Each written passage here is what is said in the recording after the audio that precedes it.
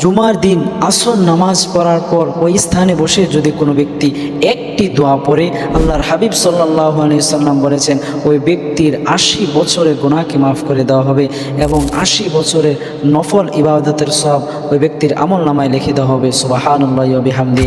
আল্লাহর হাবিব সাল্লাল্লাহু আলাইহি সাল্লাম ইরশাদ করলেন, জুমার দিন এমন সময় রয়েছে, ওই মুহূর্তের সময়ের মধ্যে যদি কোনো ব্যক্তি দোয়া করে, আল্লাহ রব্বুল আলামিন ওই ব্যক্তির দোয়াকে কখনো ফিরিয়ে দেবে না, ওই ব্যক্তির দোয়া সঙ্গে সঙ্গে কবুল করে নেবেন।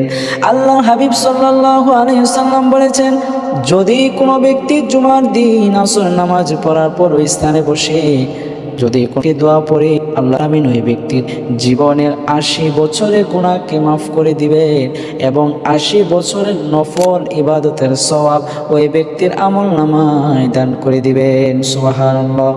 দোয়াটি হলো, আল্লাহুম্মা সাল্লি আলা মুহাম্মাদানিন নাবিয়্যিল উম্মি ওয়া আলা আলিহি ওয়া সাল্লিমু তাসলিমা।